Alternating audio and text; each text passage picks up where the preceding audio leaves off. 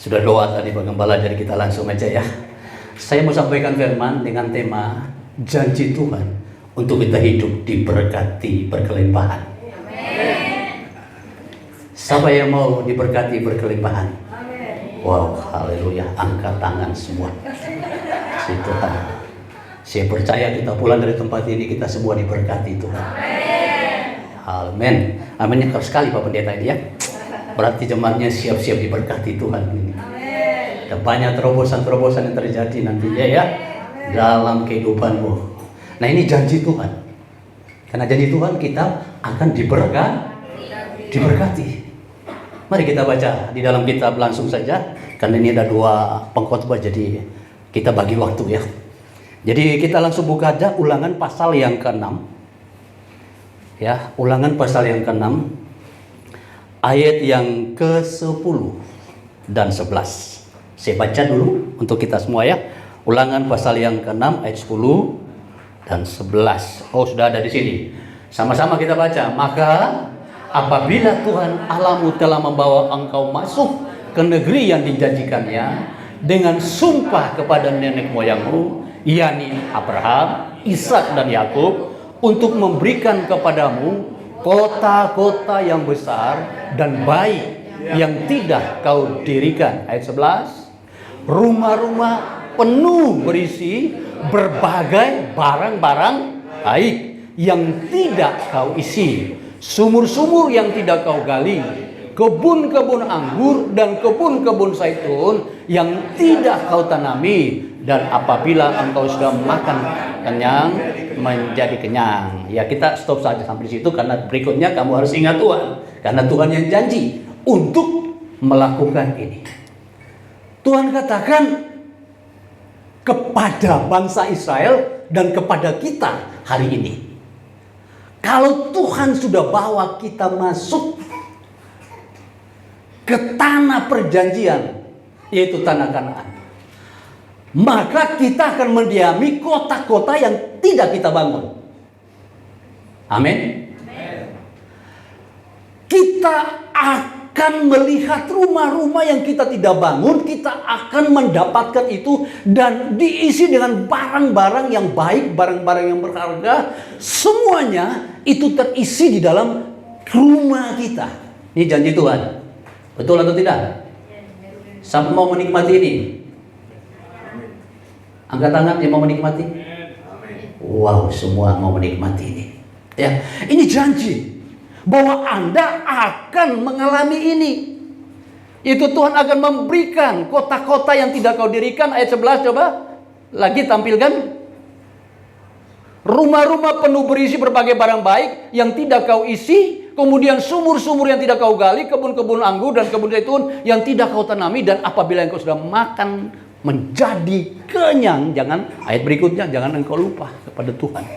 Jadi Tuhan janji kepada kita, apa yang tidak kita usahakan akan diberikan Tuhan. Makanya saya tidak sepakat dengan apa yang disampaikan oleh Pak kawan kita tadi, ya, hanya cari-cari hal rohani. Kita juga perlu jasmani, amin. Dan janji Tuhan, jasmani pun kita akan diberkati. Ya. Kenapa? Ulangan pasal 28 pun berkata begitu. Ayat 1, ayat 2, ayat 3 dikatakan ya. Kalau engkau mendengar suara Tuhan, melakukan, maka Tuhan akan mengangkat engkau apa? Jadi kepala. Bukan diberkati bukan tuh.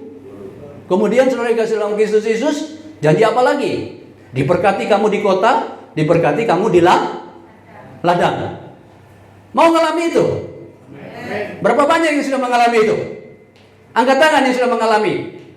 OTW. Ada yang OTW, ada yang sudah. Puji Tuhan. Saya mengalami itu. Dalam kehidupan saya alami itu. Janji Tuhan.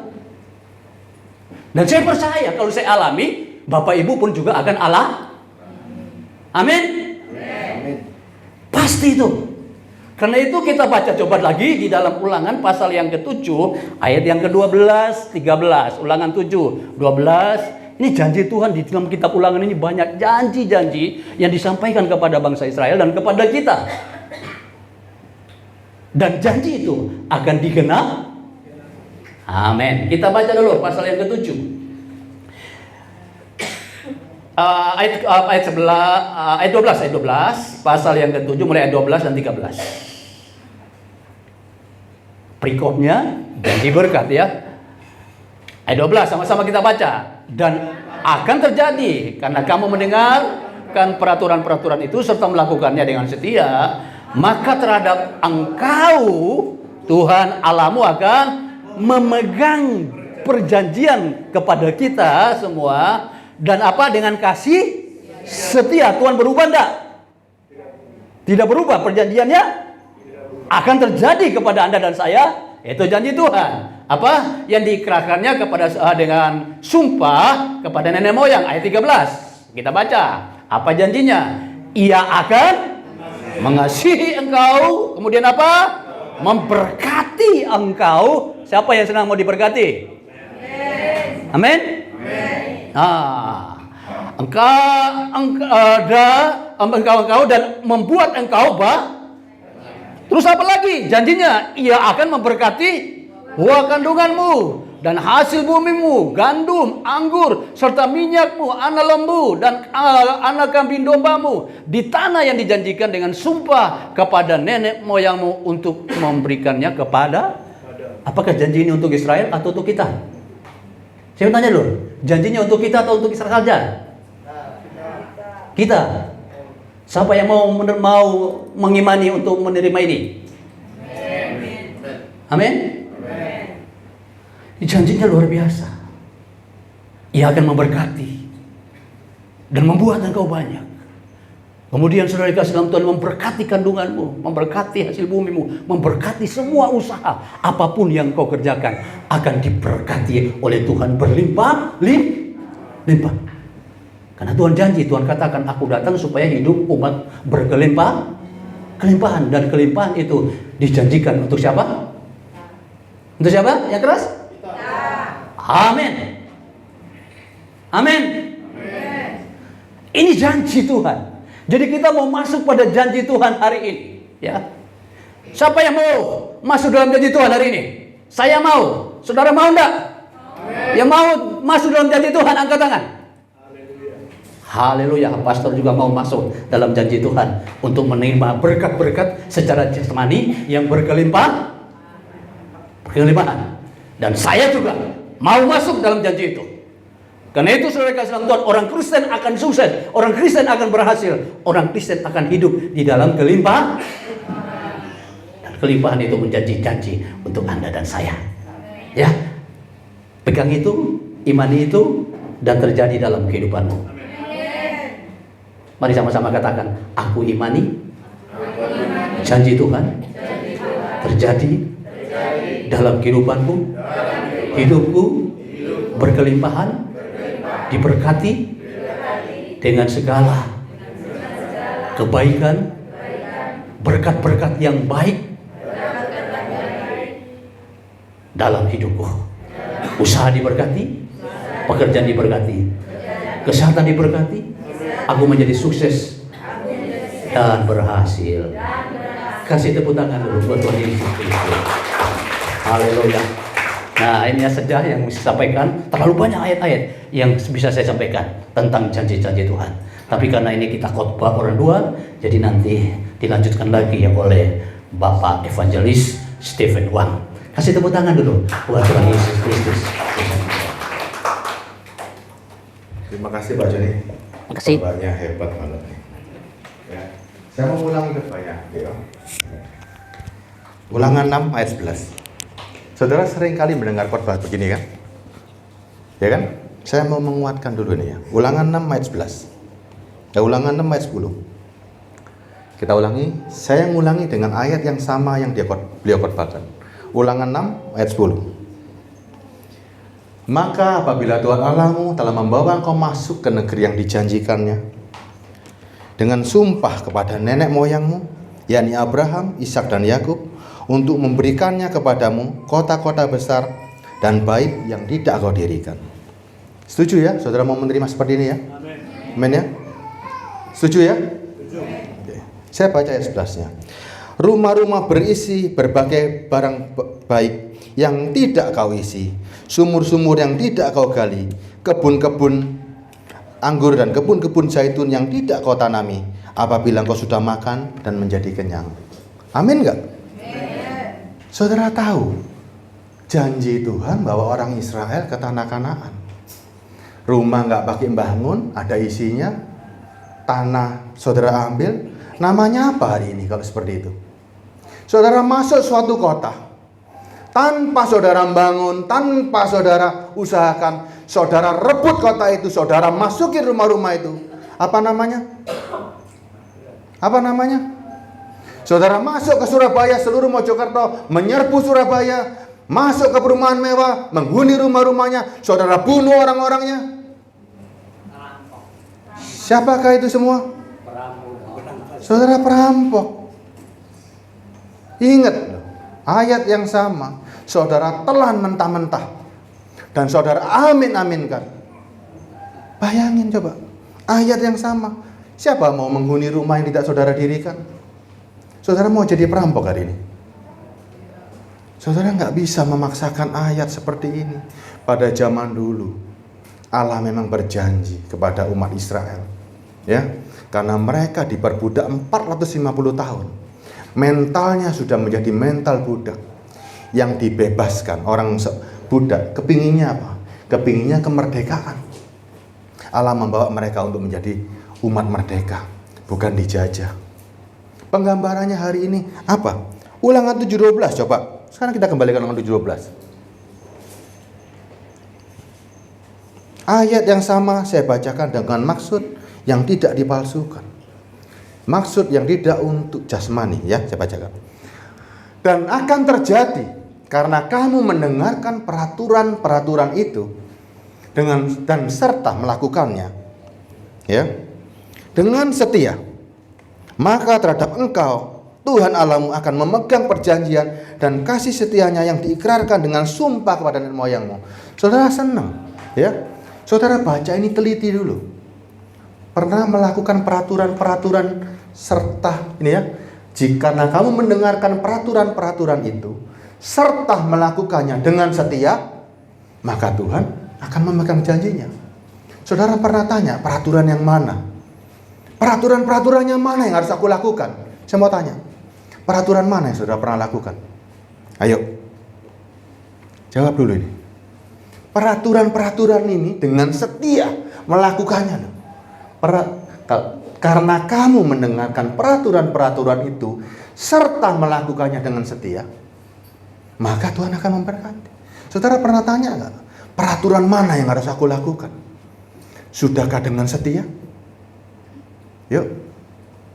Loh, berkatnya mau, ayat 13-nya coba. 13-nya coba.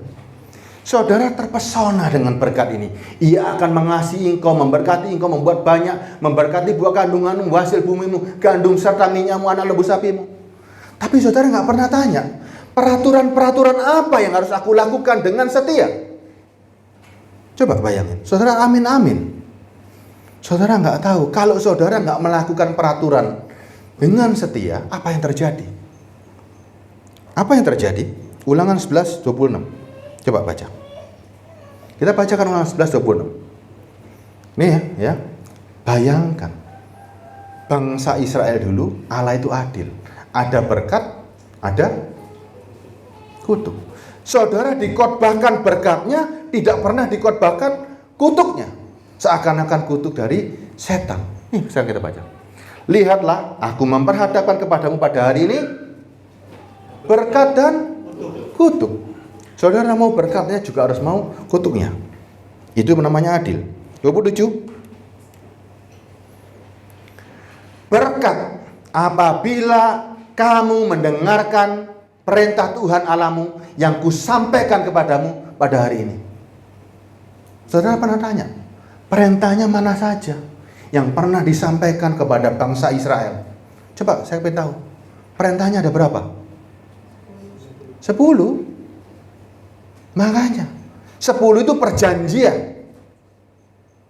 ada ketetapan dan peraturan yang kalau di total beserta perjanjiannya 666. Saudara belum bisa melakukan? Nih coba, kalau saudara berkat apabila kamu mendengarkan perintah Tuhan Allahmu yang kusampaikan kepadamu pada hari ini. 28-nya. Dan kutuk jika kamu tidak mendengarkan perintah Tuhan Allahmu dan menyimpang dari jalan yang kuperintahkan kepadamu pada hari ini dengan mengikuti Allah yang tidak kamu kenal. Jangan yang di bawahnya yang diambil, tapi perintah-perintah dan ketetapan-ketetapan ini apa saja isinya. Nah kan, mau berkat, mau kutuk, itu adil. Ulangan 28 ayat 1. Yuk kita baca.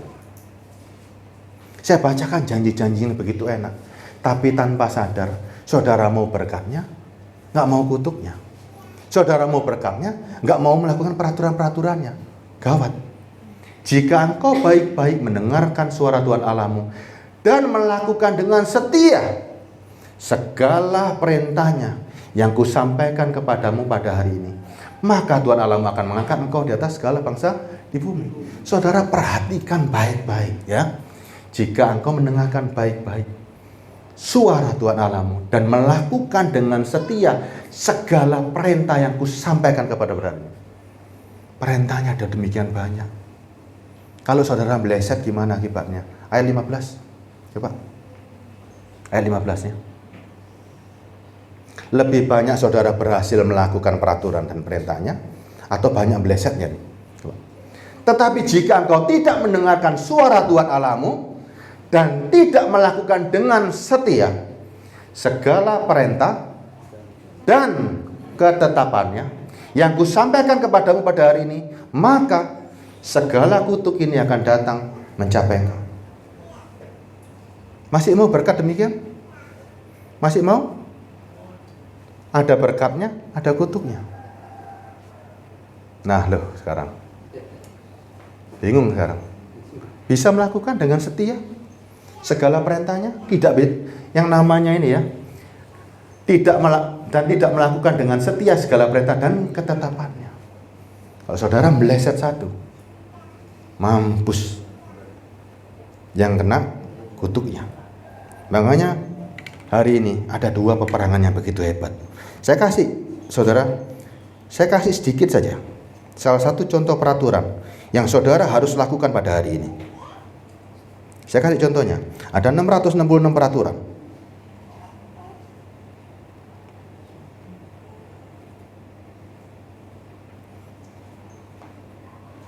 Keluaran 21 ayat 10. Ini ketetapan yang Tuhan sudah tetapkan. Ya. Keluaran 21 ayat 10.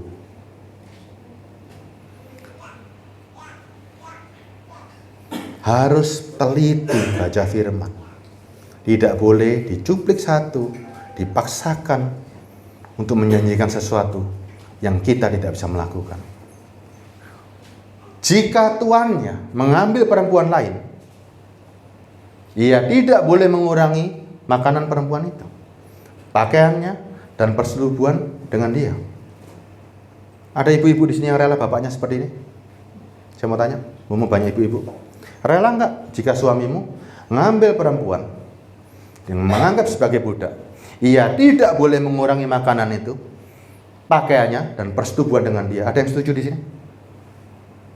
Ada ibu-ibu yang setuju di sini? Loh, tadi mau ikut peraturan dengan setia. Ini peraturan yang diberikan kepada bangsa Israel. Ibu-ibu sekarang nggak setuju dengan peraturan ini. Jalankan semua peraturan berkat orang Israel, jalankan semua peraturannya. Sanggup nggak dengan setia melakukan ini? Nggak bisa Anda masuk lagi sekarang. Coba. Gimana? Enak nggak ayat ini? Enak nggak ini? Bu Gembala, boleh Pak Gembala seperti ini? Hah? Jika tuannya, ingat, seorang laki-laki buat bangsa Israel, dia adalah tuannya. Makanya Sarah ketika menyebut Abraham, my Lord, Tuhan. Jika tuannya mengambil perempuan lain, ia tidak boleh mengurangi makanan perempuan itu dan pakaiannya dan persetubuhan dengan dia.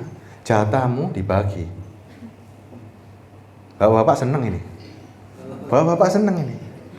Ibu-ibu, awas ini ya. Kalau boleh ini dihapus saja dari Alkitab ini. Tapi tidak bisa. Ini peraturan. Ini peraturan dan ketetapan yang ditetapkan oleh Tuhan. Lain lagi peraturan. Saya kasih lagi ini. Ada begitu banyak. Saya kasih yang gampang-gampang aja, yang enak-enak. Kalau tak kasih yang susah-susah, nanti malah repot.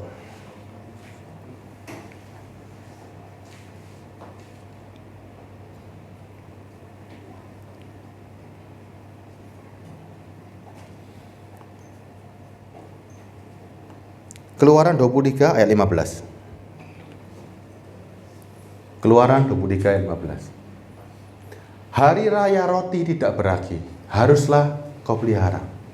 7 hari lamanya engkau harus makan roti tidak beragi, seperti yang telah kuperintahkan kepadamu.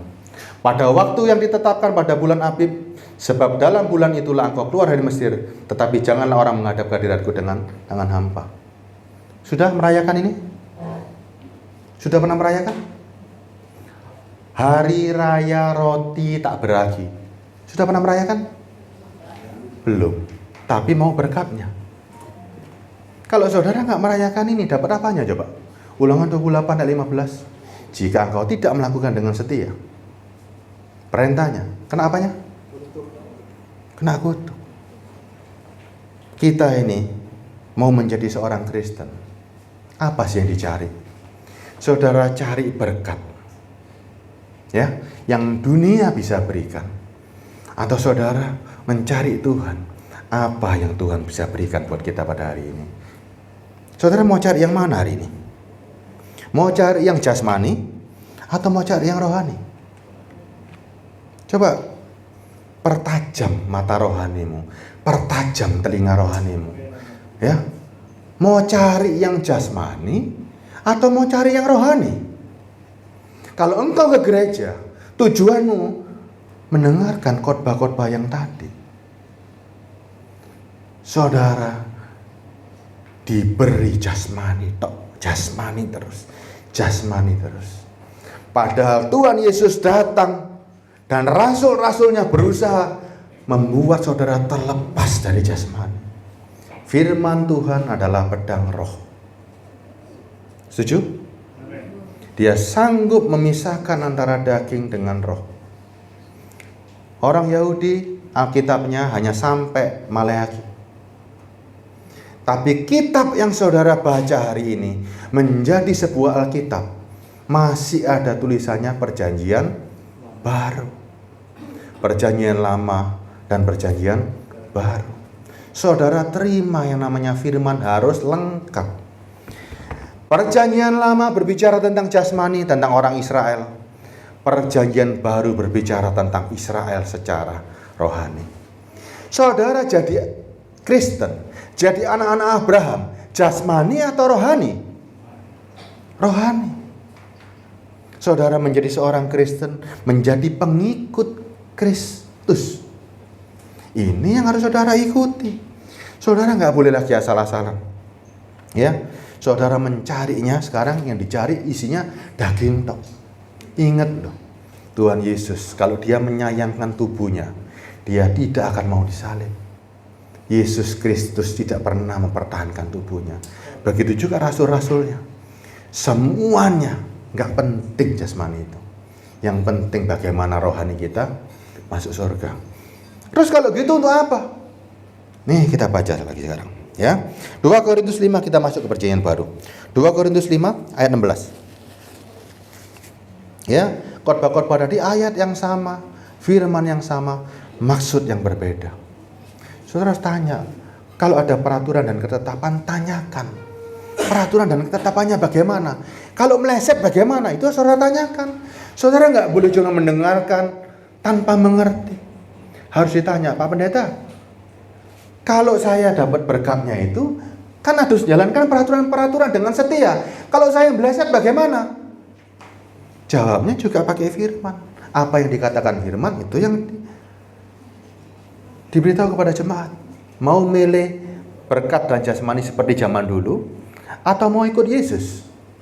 Dalam Yesus tidak ada ancaman. Dalam Yesus murni. Semuanya tidak ada diancam-ancam. Diberkati, ada berkatnya.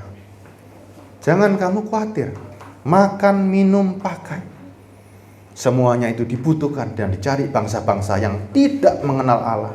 Ya, kalau engkau tidak mengenal Allah, engkau mencari Tuhan urusannya cuman makanan, minuman, pakaian. Berarti engkau tidak pernah mengenal Allah. Tapi kata Tuhan Yesus, Bapamu tahu apa yang kau perlukan. Tetapi cari dahulu kerajaan sorga dan kebenarannya. Semuanya ditambahkan. Semuanya menjadi bonus. Ya, ditambahkan itu bonus. Saudara cari kerajaan sorga dan kebenarannya, semuanya dikasih bonus. Dan tidak ada ancaman-ancaman. Problemnya hari ini, saudara sudah mencari kerajaan sorga dan kebenarannya. Nah, kerajaan sorga dan kebenarannya itu banyak. Ya, yuk kita baca 2 Korintus 5:15. Dan Kristus, bukan ini, 2 Korintus 5 ayat 16. Ayat 16. Ayat 16 ya. Ya. Sebab itu kami tidak lagi menilai seseorang pun juga menurut ukuran manusia. Dan jika kami pernah menilai Kristus menurut ukuran manusia, sekarang kami tidak lagi menilainya demikian. Terjemahan dari versi King James bunyinya begini. Oleh karena itu, untuk selanjutnya kita tidak mengenal manusia menurut daging. Ya, meskipun kita telah mengenal Kristus menurut daging, namun sekarang kita tidak lagi mengenal Dia menurut daging. Ini maksudnya ayat ini. Ya, Yesus saja yang pernah hadir secara daging sudah tidak dinilai secara daging. Apa nilainya? 17. Ayat 17. Jadi siapa yang ada di dalam Kristus? Ia adalah ciptaan baru. Yang lama sudah berlalu. Ya, sesungguhnya yang baru sudah datang. Nah, ada perbedaan. Yang lama, karena kitabnya cuma sampai Maleakhi, semua fokusnya kalau engkau nurut perintah dapat berkat. Yang baru, jangan. Yang baru ketika engkau mencari Tuhan, apa yang Tuhan pernah janjikan, apa yang Tuhan pernah berikan, tidak akan pernah bisa diberikan oleh manusia, yaitu pengampunan dosa, keselamatan, dan sorga. Ini yang saudara cari. Kalau saudara sudah memperoleh pengampunan dosa, memperoleh keselamatan, memperoleh sorga, yang di dunia tadi katanya Tuhan apa? Itu loh tak tambahkan. Ya, saudara jangan khawatir, jangan cari bonusnya, cari Tuhannya, cari kerajaan sorganya, dan cari kebenarannya. Coba ada seperti ini. Banyak sekali orang yang memberikan saran, kelihatannya rohani, tapi itu menyesatkan. Contoh, ada orang nangis-nangis di sini. Bapak Gembala, kenapa saya perlu duit, Pak? Terus saran yang paling sering kita dengar, kalau orang butuh duit, apa saran dari seorang gembala? Doa. Ya? Doa. Terus kira-kira ada firman yang mengatakan begini, ketika Adam terusir dari sorga, dia katakan dengan berpeluh engkau akan bekerja. Yang perempuan dengan kesakitan engkau akan melahirkan. Pernah dirubah gak sama Tuhan? Yang perempuan kalau sakit gak ketawa-ketawa? Tuhan tidak akan merubah firman-Nya. Yang laki-laki dengan berpeluh kita akan mencari nafkah. Ada firman yang mengatakan 6 hari lamanya engkau harus ke gereja, 1 hari lamanya engkau harus bekerja. Coba. Firman-Nya mengatakan begitu, 6 hari ke gereja, 1 hari bekerja. 6 hari lamanya engkau bekerja, 1 hari engkau kuduskan hari Sabat. Untuk urusan jasmani, selesaikan secara jasmani pakai firman. Firman-Nya mengatakan bekerja, ya kerja. Hari Sabat ke Tuhan, datang ke Tuhan untuk memperbaiki rohanimu. Jasmani, urusi jasmanimu dengan bertanggung jawab. Itu firman dan itu kebenaran. Orang malas jangan cari nggak bisa makan. Ada firman di Amsal, itu kebenaran. Urusan jasmani selesaikan dengan jasmani. Urusan dengan Tuhan, cari Tuhan, selesaikan dengan rohani. Ya, jangan campur aduk. Kalau saudara datang kepada gembala yang baik, saudara butuh duit, oke, bekerja dan berdoa. Itu saran. Bekerja dan berdoa. Pak Gembala, saya nggak kawin-kawin. Doa. Rohani nggak? Rohani, tapi nggak ada jalan keluar.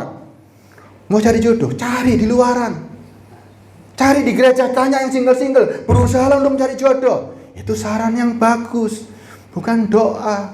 Dikit-dikit doa. Dikit-dikit doa. Anda pikir Tuhan babu? Ada di mana Tuhan pada hari ini?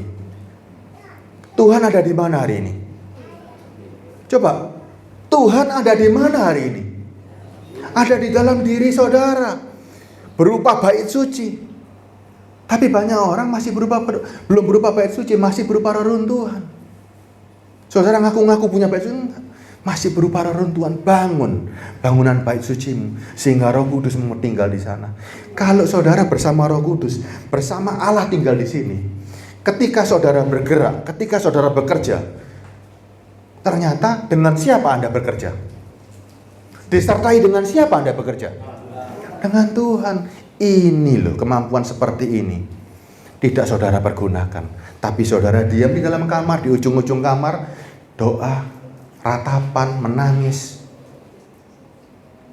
Coba kalau saudara bersama Tuhan bisa melakukan perkara besar nggak? Bisa. Tuhan di dalam dirimu. Lakukan, keluar. Kalau orang lain di luar Kristus bisa sukses, kalau Anda bersama Kristus, bekerja, berdoa, bisa sukses nggak? Bisa. Tapi kalau saudara berdoa dok, bisa sukses nggak? Nggak akan bisa. Tuhan tidak akan merubah firman yang pernah dikeluarkan. Ya. Jadi Yesus saja sudah tidak dinilai secara daging lagi, tapi dinilai secara rohani. Ya. 2 Korintus 10 ayat 3. Tapi kan kami masih hidup di dunia. Iya. Mengerti. Ada ayatnya juga. 2 Korintus 10 ayat 3. Memang kami masih hidup di dunia. Apa jawabnya? Tetapi kami tidak berjuang secara dunia. Memang, tapi kita sudah nggak berjuang lagi secara duniawi. Perjuangan kita sudah bagaimana roh kita, bagaimana yang rohani, itu yang kita kejar. 2 Korintus 4 ayat 18, mundur. Ya, ini yang kita kejar hari ini. 2 Korintus 4 ayat 18. Sebab kami tidak memperhatikan yang kelihatan, melainkan yang tak kelihatan. Karena yang kelihatan adalah sementara, sedangkan yang tak kelihatan adalah kekal. Jadi apa yang diperhatikan? Manusia rohani saudara kelihatan atau tidak kelihatan? Tak kelihatan. Tapi kuat mana antara manusia rohmu dengan jasmani? Ayo kita ukur kekuatannya ya. Kita bandingkan. Mata jasmani kita seberapa jauh bisa melihat? Coba, 10 km bisa kelihatan? Nggak bisa. Ya, terbatas berarti ya. Tapi mata rohanimu terbatas nggak? Enggak. Saudara bisa melihat sorga pakai mata jasmani atau pakai mata rohani? Nah, saudara bisa melihat Roh Kudus, bisa melihat Allah pakai mata jasmani atau pakai mata rohani? Oke, jasmani kalah berarti kan? Sekarang kita lihat telinga. Telinga kita sanggup nggak mendengar jarak 1 meter? Sanggup. 10 meter? Sanggup.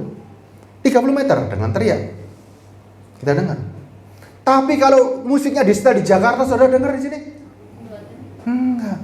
Tapi bayangkan telinga rohanimu. Engkau bisa mendengar suara Tuhan dari surga di dalam hati. Hebat nggak? Lihat, telinga jasmani kalah lagi sama telinga rohani. Mulut kita untuk berdoa, untuk komunikasi, seberapa kuat kita teriak. Kita ngomong kuat 24 jam ngomong terus? Ayo, saya mau tanya. Ngomong 24 jam, ngomong berdoa 24 jam. Kuat? Ada yang kuat. 2 hari? 3 hari? Nggak sanggup. Suara kita terbatas. Tapi mulut rohani kita sanggup nggak berdoa tiap detik, tiap saat sepanjang umur hidupmu?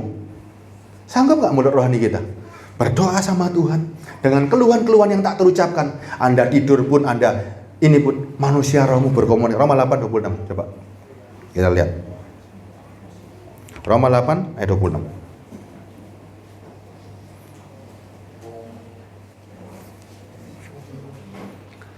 Supaya kita tahu kekuatan manusia roh kita ternyata jauh lebih hebat. Roma 8 ayat 20. Demikian juga roh membantu kita dalam kelemahan kita. Jasmanimu itu lemah, ya. Membantu dalam kelemahan kita. Sebab kita tidak tahu bagaimana sebenarnya harus berdoa. Tetapi roh sendiri berdoa untuk kita kepada Allah dengan keluhan-keluhan tak terucapkan. Dia tidak perlu terucap lewat mulut, tapi roh itu komunikasi. Saudara yakini? Ada amin di sini? Amin. Saudara tidur pun komunikasi intens dengan Tuhan. Bayangkan, kalau begitu, antara yang jasmani dan rohani, mana yang mau kita perkuat hari ini? Tuhan mengatakan, roh penurut, daging lemah. Setuju ya? Kalau saudara perkuat rohnya, dagingnya kemana?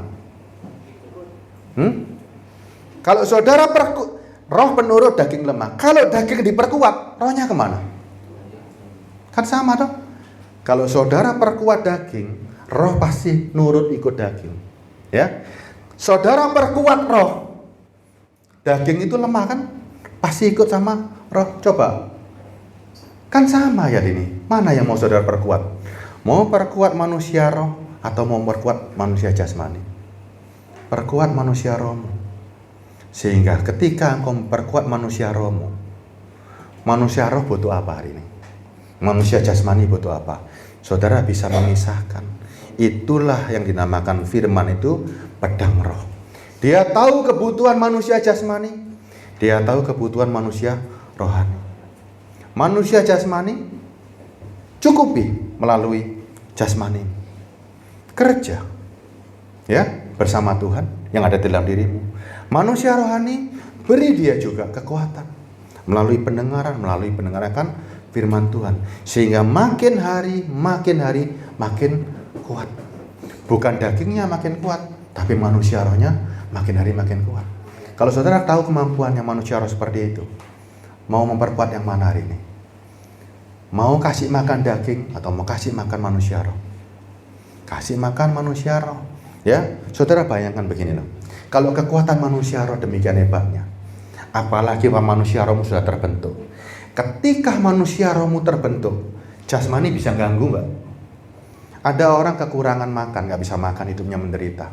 Tapi kalau dia manusia rohnya rapuh, dia akan menyangkal Yesus ketika akan ada sesuatu yang menawarkan lebih daripada Yesus Kristus. Karena kalian rapuh. Coba. Sekarang misalnya, ada yang menawarkan lebih enak dari Kristen. Kalau manusia rohmu rapuh, jasmanimu yang saudara ingin senangkan, saudara akan katut. Terutama gadis-gadis, ada cowok ganteng, anak orang kaya, imannya berbeda, dengan tawaran yang menggiurkan, katut nggak kira-kira? Katut. Kenapa bisa katut? Karena manusia rohnya lemah. Tapi kalau manusia rohnya kuat, Kristen yang manusianya kuat, sekalipun sakit nggak bingung, sekalipun menderita nggak bingung. Itu rohnya kuat, tidak akan terombang-ambing dengan yang macam-macam. Itu baru Kristen. Kristen yang sesungguhnya itu seperti itu. Dalam kelemahan terlihat kuasanya. Yesus Kristus terlihat kekuatannya bukan waktu dia membuat mujizat. Yesus Kristus terlihat kekuatannya waktu disalib. Kalau dia bukan Tuhan, siapa yang tahan dengan siksaan seperti itu? Ya, ingat loh. Manusia roh kita itu jauh lebih penting. Makanya kasih makan manusia roh tiap hari, tiap detik, tiap saat. Roma 14 ayat 17. Ya, kita kan setuju sepakat ya, cari kerajaan Allah, ya. Sekarang apakah kerajaan Allah? Nih. Roma 14 ayat 17. Sebab kerajaan Allah isinya soal makanan, minuman, dan berkat dan apakah begini? Enggak. Sebab kerajaan Allah bukan soal makanan dan minuman, tetapi soal kebenaran, damai sejahtera, dan sukacita oleh Roh Kudus. Ini kerajaan Allah, tidak ada kaitan sama jasmani. Kalau orang roh yang rohnya kuat, sekalipun menderita bisa sukacita nggak? Bisa, dan terbukti waktu Paulus di Filipi di penjara. Ketika dia di penjara, dia bilang apa? Bersukacitalah, sekali lagi bersukacitalah. Bayangin, orang di dalam penjara bisa mengatakan bersukacita. Sekali lagi bersukacita, Filipi 4, nggak usah dibaca. Baca di rumah. Itu Kristen yang kuat. Dalam penderitaan masih bisa menghibur orang lain. Dalam penderitaan bisa menjadi terang dan garam. Bukan terombang-ambing. Ingat loh, garam itu bukan sembarangan, ya. Garam bukan sembarangan. Anda orang Kristen tidak bisa menghindari, jangan bergaul dengan orang yang nggak beriman. Enggak. Anda harus menjadi garam. Apa arti garam? Saudara pernah lihat kalau seekor siput kena garam jadi apa coba? Siput, ya, bekecot kalau kena garam jadi apa? Mati, berlendir. Dan itu ada firman-Nya di Mazmur. Ketika Tuhan memperkatakan engkau menjadi garam, itu bukan ngawur-ngawuran, bukan jadi bumbu masak. Ya, firman itu bukan saudara jadi bumbu masak. Semua orang di luar itu seperti siput. Anda adalah garamnya. Anda tidak bisa dipengaruhi oleh orang luar, tapi Anda mempengaruhi orang luar. Itu namanya garam, ya. Nanti saya buka ayatnya nanti ya, terakhir aja buat bonus. Ya. Jadi kerajaan Allah bukan soal makanan dan minuman, tapi soal kebenaran, damai sejahtera dan sukacita oleh Roh Kudus. Tidak ada kaitannya kebahagiaan dengan uang. Tidak ada kebahagiaan kaitannya damai sejahtera. Ya, wah aku damai lah, ono duit, nggak ada seperti itu. Orang Kristen harus bisa berdamai dengan keadaan. Itu Kristen, ya. Tidak peduli keadaan hari susah senang secara jasmani, tapi Anda bisa sukacita. Nih, damai sejahtera dan sukacita oleh Roh Kudus. Jelas nggak ini? Sudah damai sejahtera dan sukacita oleh Roh Kudus, bukan oleh duit, bukan oleh berkat. Oleh Roh Kudus. Yang bisa membuat Anda bahagia, yang bisa membuat Anda bersukacita cuma satu, Roh Kudus yang ada di dalam dirimu, bukan yang lain. Nggak ada bisa damai sukacita oleh duit, oleh berkat, nggak ada firman seperti itu. Perjanjian baru tidak mencatat seperti itu. Yang dicatat ini loh, ya. Tetapi soal kebenaran, damai sejahtera dan sukacita oleh Roh Kudus, bukan oleh duit, bukan oleh mobil, bukan oleh sembarang kali, hanya Roh Kudus. Ya, paham? Harus paham, ya. Kita lihat sekarang pesan Rasul Paulus kepada jemaat Galatia. Galatia 5 ayat 16. Jelas ya? Yang bisa membuat Anda bahagia adanya Roh Kudus dalam diri saudara. Kalau Anda punya Roh Kudus, sekalipun keadaan jasmanimu tidak memungkinkan untuk bersukacita, untuk damai sejahtera, tapi Anda mungkin, itulah Kristen. Makanya kalau orang Kristen dalam penderitaan bangga, ya. Makanya Yesus terlihat kekuatannya ketika dia disalib. Kenapa? Karena dia tidak mempedulikan jasmaninya. Ya. Maksudku ialah hiduplah oleh Roh. Roh siapa? Rohmu yang disertai dengan Roh Kudus. Maka kamu tidak akan menuruti daging. Ya, ayat ini jelas enggak? Atau kurang jelas? Kalau ayat ini jelas,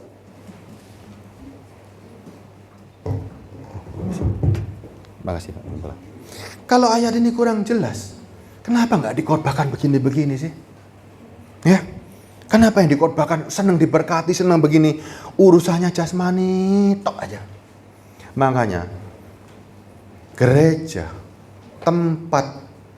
harusnya tempat rohani, ya, dibina, diperbaiki. Ya, mental spiritualnya diperbaiki, yang rohani diperbaiki di gereja. Tapi hari-hari ini kalau saudara ke gereja merusak mental rohani, gereja merusak manusia roh menjadi manusia jasmani. Contohnya, jangan jauh-jauh, doa Yabes saja dilakukan, semua isinya doa Yabes, untuk daging atau untuk roh. Coba perhatikan, doa Yabes isinya untuk roh atau daging? Semuanya untuk roh. Coba bayangin, misalnya nih, ada orang jual soto kanan kiri, masing-masing orang Kristen, ya, jual soto, yang satu soto, semua soto. Nyanyinya Yabes semua, rebutan pelanggan nggak? Kepengen daerahnya diperluas, kepengen dia yang diberkati. Ingat, daging selalu mementingkan diri sendiri, tapi manusia roh mementingkan satu sama lain. Ya, kalau saudara mau ikut Tuhan, berpikir dengan Roh Kudus. Ada Roh Kudus Sehingga kita perkuat manusia rohani. Ayat 17 ya. Ayat 17-nya. Sebab keinginan daging berlawanan dengan keinginan roh, dan keinginan roh berlawanan dengan keinginan daging, karena keduanya bertentangan. Sehingga setiap kali kamu tidak melakukan apa yang kamu kehendaki. Kalau Anda mau nurutin roh, Anda akan bertentangan dengan jasmani. Itu harus dikalahkan. Saudara yakin nggak milik Kristus? Yakin ya? Sungguh loh milik Kristus. Kalau gitu ayat 24 kita bacakan. Ya, yang amin-amin yuk sekarang kita materaikan ayat 24-nya. Semua yang mengaku sebagai milik Kristus, yuk kita materaikan. Barang siapa menjadi milik Kristus, ia telah menyalibkan daging dengan segala hawa nafsu dan keinginannya. Kalau saudara sudah ikrarkan milik Kristus, salibkan dirimu dan semua keinginan-keinginanmu. Anda ke gereja ingin diberkati? Anda ke gereja ingin diperkaya? Anda ke gereja ingin menjadi lebih sehat? Sudah bukan itu urusannya. Anda ke gereja sudah bukan itu urusannya. Memperbaiki manusia rohmu yang telah rusak ini. Itu tujuan Anda ke gereja. Nih. Yang mengaku, siapa tadi mengaku milik Kristus? Nih. Ini firman, materaikan di dalam hatimu. Taruh di lenganmu, taruh di dahimu. Sebagai tanda engkau milik Kristus. Nih. Barang siapa menjadi milik Kristus Yesus, ia telah menyalibkan daging dengan segala hawa nafsu dan keinginannya. Jelas. Boleh nggak ke gereja kepingin kaya? Tidak. Anda sudah dibekali dengan kebenaran. Untuk kaya harus bekerja. Ya, sudah ada kebenaran-kebenaran melalui firman. Anda jangan campur adukkan antara yang rohani dan yang jasmani. Menjadi ciptaan baru, tidak mencampur adukkan antara jasmani dan rohani. 25-nya? Ayat 25-nya. Jikalau kita hidup oleh roh, baiklah hidup kita juga dipimpin oleh roh. Ayat ini sangat jelas. Sangat jelas. Makanya saudara lihat, ada khotbah-khotbah yang ikut Tuhan pasti kemenangan dalam kemenangan. Begini-begini. Itu dongeng. Ya, itu dongeng Yahudi. Masih ngumek dengan jasmani, masih mikirin jasmani. Masih ada kesaksian, coba misalnya sekarang ada kesaksian begini. Saudara, karena saya dekat sama Tuhan, semua jalan saya dilancarkan. Karena saya dekat sama Tuhan, saya nggak bisa sakit. Karena saya dekat sama Tuhan, saya nggak bisa mati. Apa ada seperti itu? Saudara senang dengan begitu? Karena saya dekat sama Tuhan, mobil saya ganti tiap tahun, baru tiap tahun. Coba bayang, pernah dengar kesaksian begitu? Karena saya dekat sama Tuhan, rumah saya makin hari makin bertambah. Makin melebar, anak cucu saya diberkati. Anak saya dapat ini, dapat pangeran, dapat ini. Dapat putri salju. Dan kesaksian itu membuat saudara iri atau bangga dengan kekristenan. Ketika saya membanggakan diri begini. Saya diberkati Tuhan. Makin hari makin hebat, makin sukses. Saudara iri atau kepingin seperti saya? Kalau saudara begitu kepingin seperti saya, itu namanya iri hati. Itu bukan kesaksian. Ya, kesaksian seperti itu nggak ada gunanya. Saya sakit disembuhkan. Terus Bapak Ibu sakit nggak disembuhkan. Tanya nggak sama Tuhan? Tuhan, kurang apa aku sama engkau? Betul nggak? Kurang apa aku sama engkau? Aku sembahyangnya juga mati-matian. Aku tidak berbuat dosa. Sembuh, sakit, semuanya. Sakit itu juga kita harus jaga dari awal. Nggak mau kena kencing manis, jaga dirimu pakai jasmanimu. Itu kebenaran. Jaga makanan, jaga minuman. Semua itu kaitan kalau jasmani, urus dengan jasmanimu. Tuhan sudah ada di dalam dirimu. Engkau diberi kepandaian, engkau diberi kebenaran, lakukan semuanya. Untuk Tuhan, manusia rohmu yang kita perkuat makin hari harus makin kuat. Ya. 1 Timotius 4 ayat 7.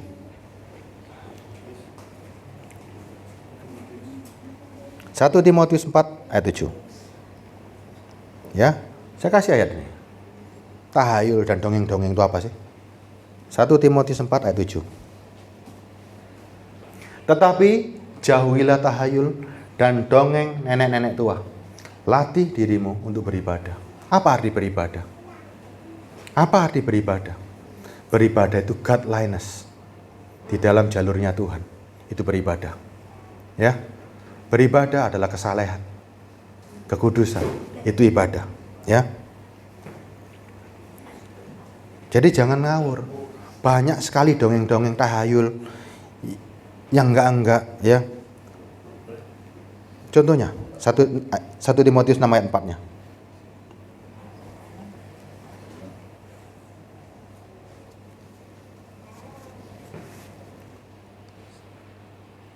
Ia adalah seorang yang berlagak tahu, padahal tidak tahu apa. Penyakitnya mencari soal-soal dan bersilat kata, yang menyebabkan dengki, cedera, fitnah, dan curiga. Ini banyak dilakukan hamba Tuhan hari ini. Firman itu begitu gampangnya, diputer-puter gak karu-karuan. Ya, untuk ketemu Tuhan harus pakai begini, untuk begini, harus bayar upeti, harus ke taman sorga, ada madunya, ada begini-begininya. Udah, gak ada begitu. Bersilat kata, soal-soal yang dicari, Yesus bukan Tuhan lah, bukan beginilah. Kira-kira orang sedunia itu bodoh semua gak? Tiba-tiba ada orang yang hari ini pinter banget muncul, ngurusi masalah ketuhanan Yesus. Thomas loh. Saudara kalau baca firman, kenapa firman itu isinya ada Matius, Markus, Lukas, Yohanes, Kisah Rasul, Roma, Korintus? Kok bukan cuma satu pasal aja? Cuman bukan satu surat Yohanes. Saudara, setiap surat itu berkaitan, ya. Yesus itu siapa? Ketika Thomas, orang yang paling tidak percaya, menyebut, ketika Yesus bilang, lihat badanku, rabah tubuhku. Seketika Thomas berbicara apa? Ya, engkau Tuhan dan Allahku. Terus diutek-utek, Yesus bukan Tuhan, balik lagi begini, Bapak begini, Yahweh lagi. Siapa yang pernah mendengar kata Yahweh? Bapak Yahweh, siapa yang pernah dengar? Ada lagi ajaran Yahweh, ya kan? Yeshua HaMashiach, udah jangan begitu-begitu. Nanti lain waktu saya akan bahas tentang tidak ada satu kalimat pun dalam bahasa Ibrani yang berkata Yahweh. Yahweh itu nama yang diciptakan untuk supaya mempermudah ketika menyebut nama Yod-He-Vav-He. Yeshua HaMashiach itu bukan Yesus Kristus. Yeshua HaMashiach adalah Yosua bin Yosadak dan Yosua bin Nun. Mereka yang diagung-agungkan oleh umat Yahudi. Yosua menyeberangkan mereka ke tanah Kanaan. Yosua bin Yosadak yang membangun bait suci zamannya Nehemia dan Ezra. Yesus Kristus sampai detik ini ditolak oleh orang Yahudi. Makanya kitabnya tidak ada perjanjian baru. Ya, jangan pernah campur adukkan. Saudara percaya Yesus Kristus, amini. Amin. Ya, jangan pakai yang lain-lain. Yesus Bapa semuanya, satu kesatuan. Ya, Bapa, Firman, dan Roh Kudus ketiganya satu. Selesai. Nggak usah bahas yang aneh-aneh. Ya, ini sama dengan persoalan dicari-cari, bersilat kata yang menyebabkan dengki, fitnah, dan curiga. Kita nggak cari seperti itu. Ya, ayat 5-nya. Ayat 5-nya, percekcokan antara orang-orang yang tidak lagi berpikiran sehat. Kalau namanya nggak berpikiran sehat, berarti apa ini? Sakit. Sakit apanya nih? Kalau sakit pikiran namanya apa? Gila. Ya. Yang kehilangan kebenaran, yang mengira ibadah adalah suatu sumber. Ini tadi. Saudara datang ke gereja, dipikirnya, ini loh tadi, banyak orang ini. Datang ke gereja, nyarinya ini loh.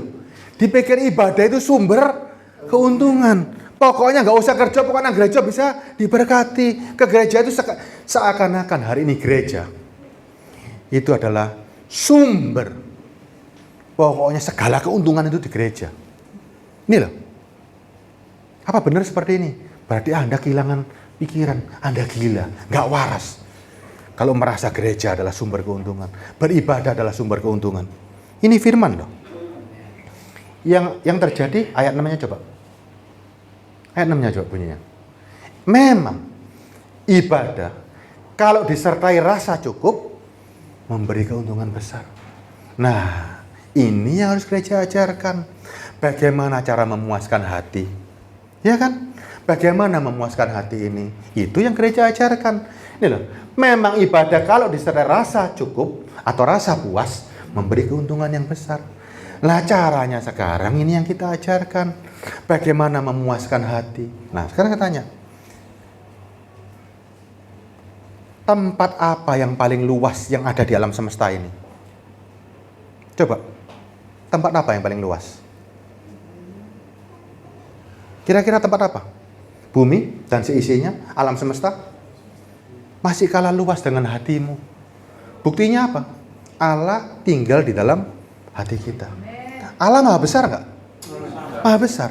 Tapi dia bisa masuk ke hati, kan aneh kan? Berarti hati kita besar nggak? Sangat besar.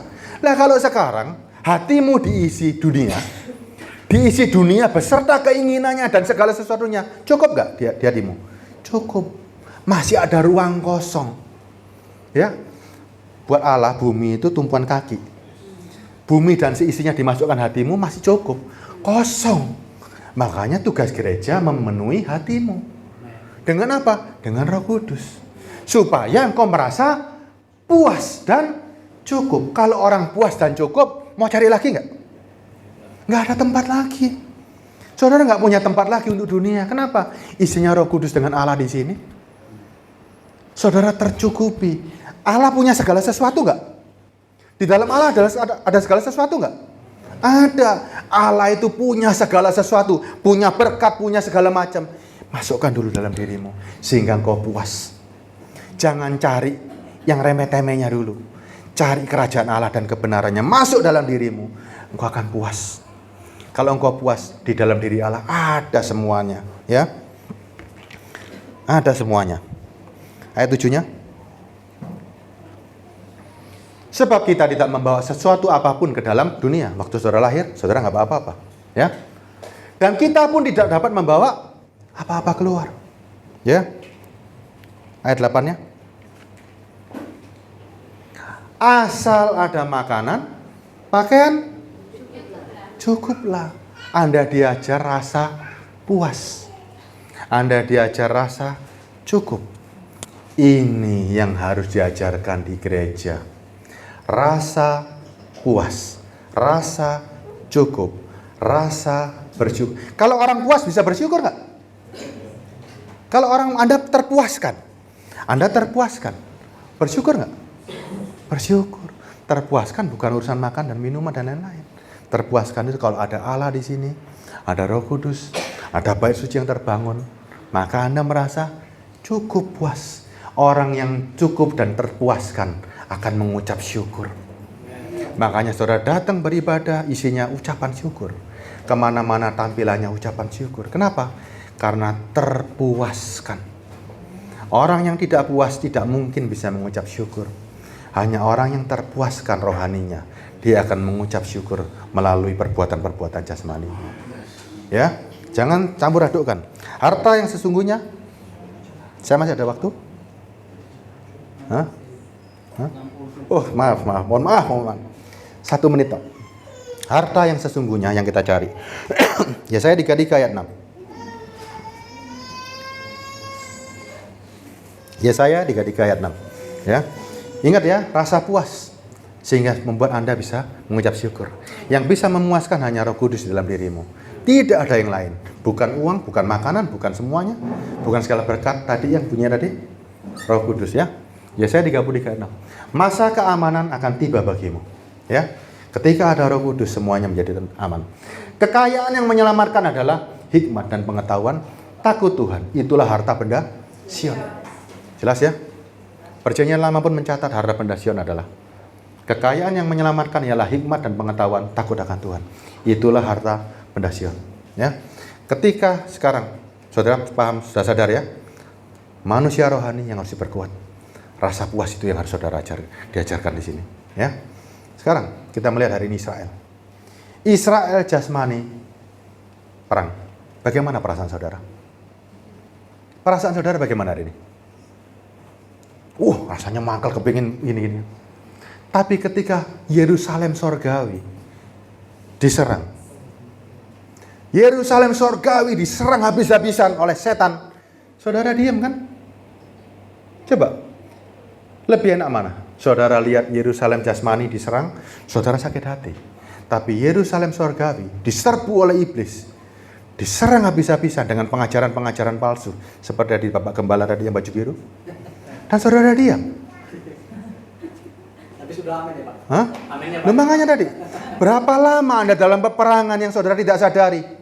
Ternyata ketika ada malaikat terang yang menyamar, saudara amin-aminkan. Yerusalem sorgawi pada hari ini diserbu habis-habisan oleh iblis. Tapi semuanya diam. Tidak boleh lagi. Manusia rohmu hari ini bisa melihat. Manusia jasmanimu nggak bisa melihat. Tapi manusia rohmu melihat hari ini. Ya, itu yang kita tawarkan ke orang-orang. Tuhan melalui Roh Kudus-Nya memberikan rasa puas, mengisi dalam hati. Sehingga semuanya terpuaskan. Tidak peduli keadaan saudara, sakit, diberkati, menderita semuanya. Asal ada makanan, minuman, cukup.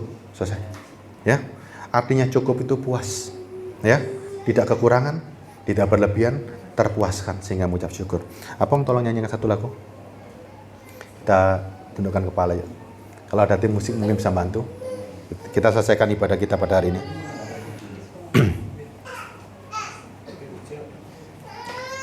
Mau pakai musik atau pakai speaker? Musik aja ya. Oke. Ini apa? Ada satu judul lagunya adalah Membangun Bait-Mu. Ya. Semuanya tafsirkan secara rohani. Kalau kita menjadi Israel rohani, sunat-sunat rohani, segala sesuatu ditafsirkan rohani. Ketika kita bahagia mencatat, membangun bait-Mu yang berupa reruntuhan. Semua orang hari ini punya kesempatan yang sama. Salomo punya kesempatan membangun bait Allah. Semua kita hari ini punya kesempatan yang sama.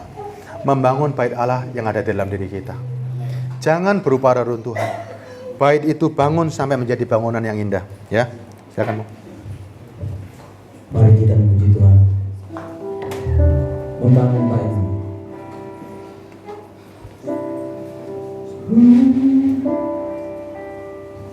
Bila ku renungkan firman-Mu,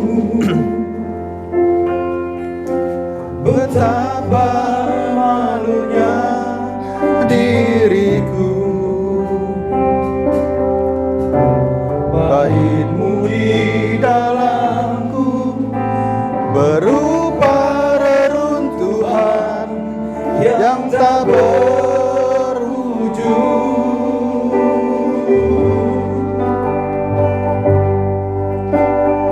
Tiba saatnya membangun bait-Mu dengan tekad yang kuat. Aku berjanji untuk membangun bait-Mu, Tuhan, dengan segala kemegahannya.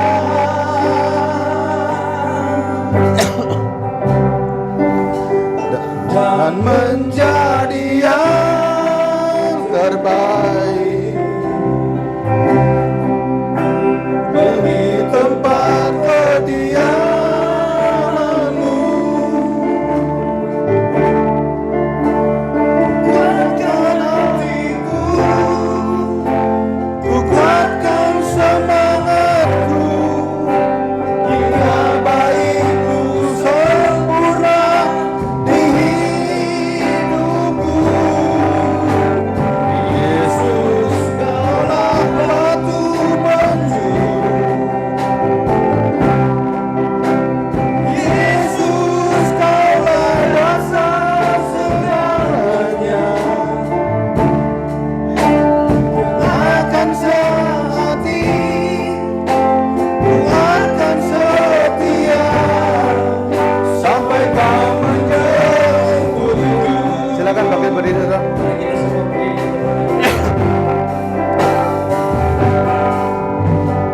Bila ku renungkan firman-Mu, betapa malunya diriku. Bait-Mu di dalamku berupa reruntuhan yang tak berujung.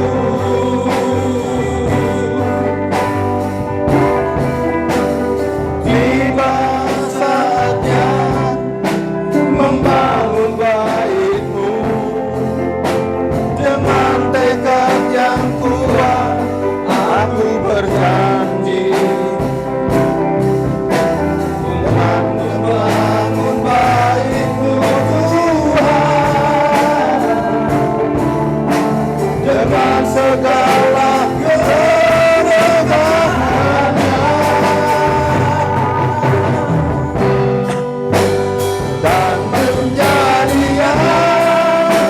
terbaik bagi tempat kediaman-Mu.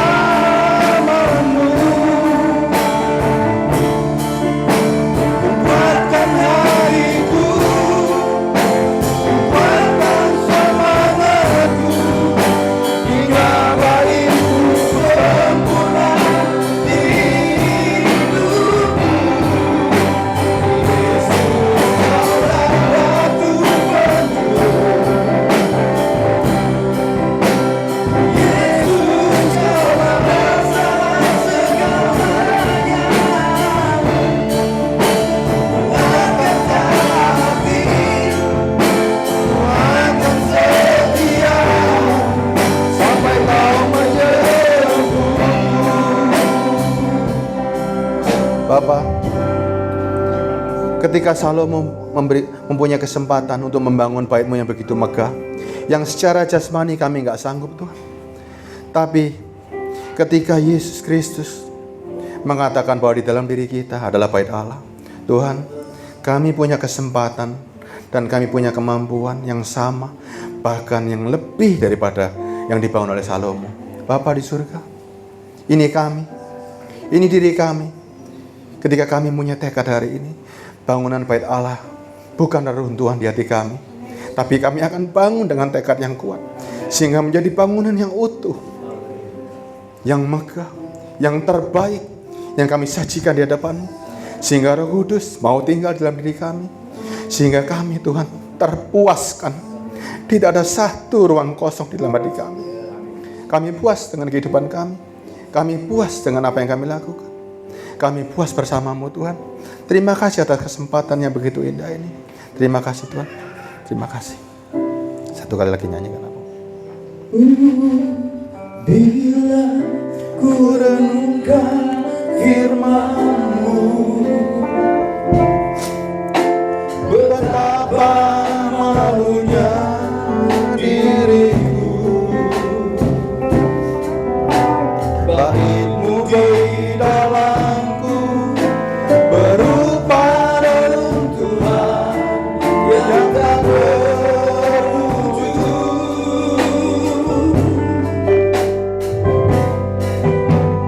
Tiba saatnya membangun bait-Mu dengan tekad yang kuat. Aku berjanji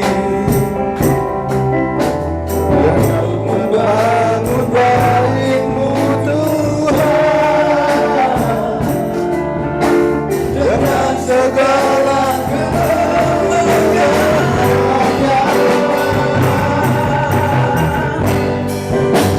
dan menjadi yang terbaik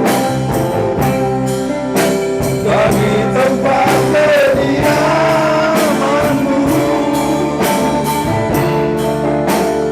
Kuatkan hatiku, kuatkan semangatku, hingga bait-Mu sempurna di hidupku.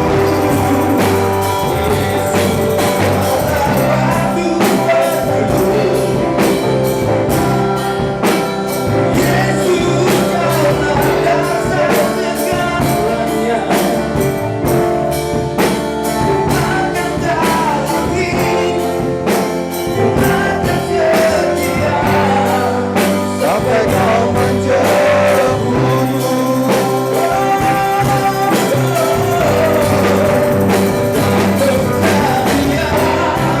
Terbaik bagi tempat kediaman-Mu.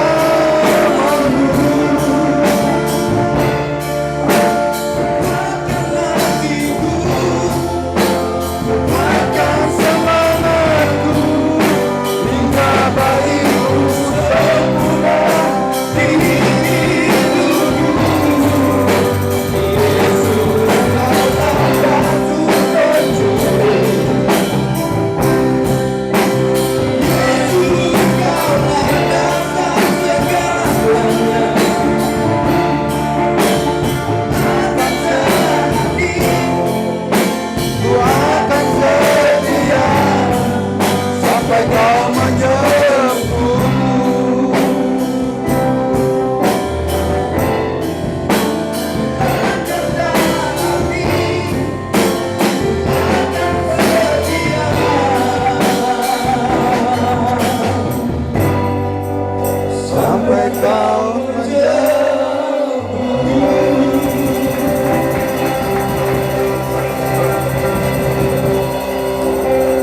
Terima kasih Bapak. Hamba-Mu selesai menyampaikan isi hati-Mu. Selanjutnya, Bapak Gembala akan memberikan makanan rohani setiap minggu untuk memperkuat rohani masing-masing jemaat. Terima kasih Bapak. Engkau Allah yang baik-baik kami. Engkau Tuhan dan Juru Selamat kami. Hanya di dalam nama-Mu kami bisa terpuaskan dan semuanya terisi. Kami berjanji membangun bait-Mu menjadi yang terbaik, yang akan kami persembahkan untuk-Mu Tuhan. Haleluya. Amin.